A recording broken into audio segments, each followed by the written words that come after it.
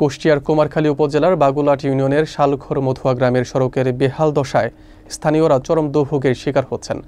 2 kilometre দীর্ঘ এই সড়ক খানাখন্দে ভরা এবং চলাচলের অযোগ্য হয়ে পড়েছে। শুকনো মৌসুমে ধুলাবালি, বর্ষা মৌসুমে কাদা পানি এলাকাবাসীর জীবনযাত্রা কঠিন করে তুলেছে। স্থানীয়রা দাবি করেছেন, পূর্বেও জনপ্রতিনিধিরা মেরামতের আশ্বাস দিয়েছিলেন, কিন্তু বাস্তবায়ন হয়নি। বিস্তারিত থাকছে মোহাম্মদ মঞ্জুরুল ইসলামের প্রতিবেদনে। কুষ্টিয়ার কুমারখালী উপজেলার বাগুলাট ইউনিয়নের শালঘর মধুয়া গ্রামের সড়কের বেহাল দশা স্থানীয়দের দৈনন্দিন জীবনকে অতিমাত্রায় কষ্টকর করে তুলছে। কাচারিপাড়া জামে মসজিদ থেকে শালঘর মধুয়া বালিকা বিদ্যালয় পর্যন্ত প্রায় 2 কিলোমিটার সড়ক খানাখন্দে ভরা এবং চলাচলের জন্য প্রায় অযোগ্য হয়ে গেছে। শুকনো মৌসুমে ধুলাবালি এবং বর্ষা মৌসুমে কাদা পানি স্থানীয়দের চলাচল বাধাগ্রস্ত করছে। বিশেষ করে স্কুল কলেজগামী শিক্ষার্থী, অসুস্থ রোগী ও গর্ভবতী নারীরা এই সড়কের কারণে চরম দুর্ভোগে পড়ছেন। সরেজমিনে দেখা যায়, সড়কের অনেক জায়গায় মাটি সরে গেছে এবং গর্ত সৃষ্টি হয়েছে, ফলে যানবাহনের যন্ত্রাংশ নষ্ট হচ্ছে এবং দুর্ঘটনার আশঙ্কা রয়েছে।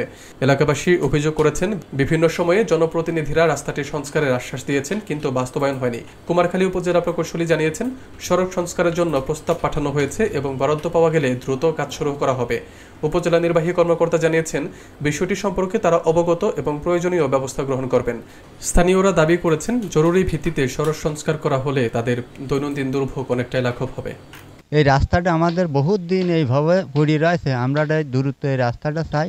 আমাদের এই রাস্তায় বহুত লোক আসা যাওয়া করে, এটা আমরা চাচ্ছি। আমরা হাঁটামাটাও ভালো করে করতে পারিনি। অনেক লোক বসবাস করে, মানে হাজার হাজার লোক চলে, তারপর সাইড সাইডে অনেক লোক বসবাস করে, মানে অনেক লোক, তাতে হাজার হাজার লোক।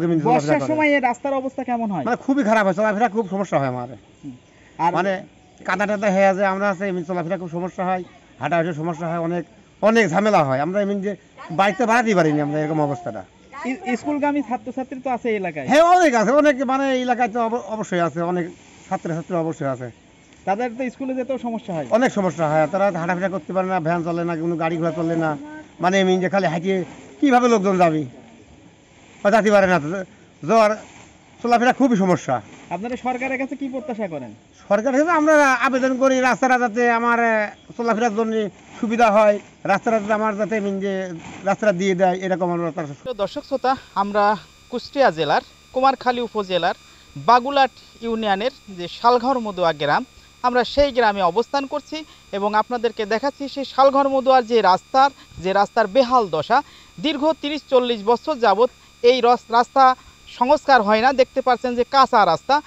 বাংলাদেশের কোনো প্রান্তে এই ধরনের কাঁচা রাস্তা আমরা স্বাভাবিকভাবে দেখতে পাই না, কিন্তু শালঘর মধুয়ার যে রাস্তাটি, এই রাস্তায় চলাচল করা খুবই দুর্বিষহ বিষয়।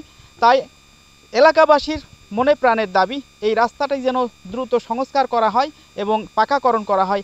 এজন্য গ্রামবাসী বিভিন্ন সময় বিভিন্ন ধরনের আবদার করলেও এটি কিন্তু কর্তৃপক্ষের কর্ণপাত না হওয়ার কারণেই রাস্তাটি দীর্ঘদিন যাবৎ সংস্কার হচ্ছে না।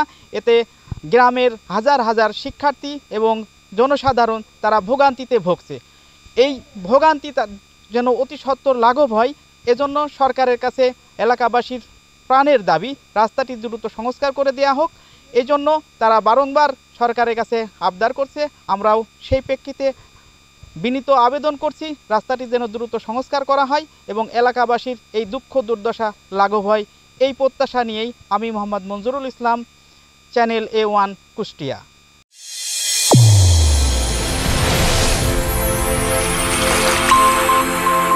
চ্যানেল A1, হৃদয়ের স্পন্দন।